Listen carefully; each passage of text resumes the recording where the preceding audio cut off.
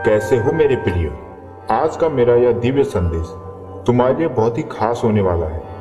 आज मैं तुम्हारी सभी परेशानियों को पहचान कर तुम्हें इस मुश्किल से निकालने के लिए यह संदेश दे रहा हूँ। अगर तुम्हारे पास 2 मिनट हैं तो संदेश को अंत तक सुनना। मैं जानता हूँ कि तुम अभी अंदर से बहुत दुखी हो और तुम अपनी परेशानी को किसी को भी नहीं बताना चाहते हो। मैं जानता हूँ कि तुम्हारे द्वारा जो गलतियाँ पिछले समय में हुई है वह तुमको अब अंदर ही अंदर खाई जा रही है। तुम्हें कई बार यह जीवन नीरस लगने लगता है और तुम सोचते हो कि इस जीवन को जीने का अब कोई भी उद्देश्य नहीं है। जब तुम किसी के साथ होते हो तो तुम्हारा भौतिक शरीर वहां जरूर होता है, किंतु तुम्हारा मन भटक रहा होता है। तुम्हारा मन एक जगह पर स्थिर नहीं रह पाता। कोई भी अच्छा पल अब तुम्हें वो खुशी नहीं दे पाता। अब तुम सभी उलझनों में व्यस्त होने लगते हो। जब तुम किसी के साथ होते हो तो तुम्हारा भौतिक शरीर वहां जरूर होता है, किंतु तुम्हारा मन भटक रहा होता है। तुम्हारा मन एक जगह पर स्थिर नहीं रह पाता। कोई भी अच्छा पल अब तुम्हें खुशी नहीं दे पाता और तुम अपनी उलझनों में ही व्यस्त होने लगे हो। तुम्हें बार बार अपनी जिंदगी में की गई गलतियां याद आती हैं, जिनके कारण तुम्हारा वर्तमान बहुत ही कठिन चल रहा है। तुम्हारी गलतियां तुमको यह एहसास दिलाती है कि काश अगर मैंने उस समय पर वो गलतियां नहीं की होती तो आज मैं कितना सुखी होता। तुम्हारे साथ जो बुरा हुआ है वो जब भी तुम्हें याद आता है वह तुम्हारे मन को अंदर से कचोट देता है और तुम फिर बहुत व्याकुल हो जाते हो। तुम्हारी पिछली गलतियों ने तुम्हारे आत्मविश्वास पर बहुत ही गहरी चोट कर दी है और अब तुम्हारा आत्मबल बहुत कमजोर हो गया है। इन चिंताओं के कारण तुम बहुत ज़्यादा सोच में डूबे रहते हो, जिस कारण तुम अपने स्वास्थ्य पर भी ध्यान नहीं दे पाते।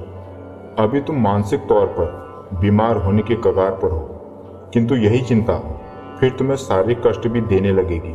अब न ही तुम कुछ नया सीख पा रहे हो और न ही तुम्हारे अंदर नया करने का जोश है। तुम बस अपने ख्यालों में अपने साथ खोए रहते हो। तुम्हें अब अपना घर, परिवार, दोस्त भी कभी खुश नहीं कर पाते। किंतु तू दुखी मत हो मेरे बच्चे। तेरा दुख दूर करने के लिए यह वीडियो आज तेरे तक पहुंची है। यह सब प्रारब्ध का खेल है। यह संसार की वह रचना है जो होकर रहेगी। तुम्हारे साथ जो बुरा होना था वह होना निश्चित था। इसे तुम किसी भी कीमत पर टाल नहीं सकते। अभी अगर तुम्हें जीवन में दुख मिल रहा है तो यह तुम्हें तुम्हारे कर्मों के कारण मिला है, जिसके तुम खुद भागीदार हो। तुम्हारे द्वारा भूतकाल में जो कर्म किए गए हैं उनका नतीजा आज तुम्हारा वर्तमान है। तुमको यह दुख अगर झेलना पड़ रहा है तो यह तुम्हारा प्रारब्ध है। इसमें तुम्हारी कोई गलती नहीं है। अगर तुम्हारे प्रारब्ध में यह होना लिखा था तो उसका होना तो तय था। तुम अभी थोड़े भोले हो, इसलिए इस दुख में तुम खो गए हो। तुम्हें इस उलझन से निकलने का अभी रास्ता नहीं मिल रहा है। तुम अपनी गलतियों पर अगर पश्चाताप कर रहे हो तो वह करके तुम्हें कोई लाभ नहीं होने वाला है। इस दुख की घड़ी में अगर तुम दुखी ही रहोगे तो तुम्हें कुछ भी अच्छा नजर नहीं आएगा। तुम्हारे साथ जो हुआ उस पर तुम्हारा कोई भी बस नहीं चल सका और वो घटना हो गई। तुम्हारा उस चीज पर कोई भी नियंत्रण नहीं है। किंतु मेरे बच्चे, तुम्हें उस घटना पर क्या प्रतिक्रिया करनी है? तुम अभी अपने वर्तमान को बेहतर कर सकते हो। तुम बीते हुए समय को लेकर अपने आज को बर्बाद मत करो। जो होना था वो हो गया। उन चीजों की चिंता करके तुम अपना आज भी खराब कर रहे हो।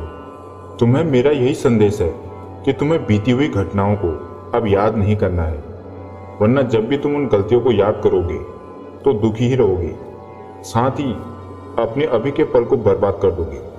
तुम्हारे पास तुम्हारे भूत में जाना संभव नहीं है। यह सब हो चुका है और तुम उसे नहीं बदल सकते। इस संसार में जो भी होता है वह सिर्फ एक ही बार होता है। तो तुम्हारे साथ अगर कुछ बुरा हुआ तो वह हो चुका है। उसको तुम किसी भी तरीके से अब बदल नहीं सकते। इस संसार का एक ही सच है और वह है सत्य और परिवर्तन। जो हो गया वह सत्य है और अभी जो हो रहा है वह परिवर्तन है।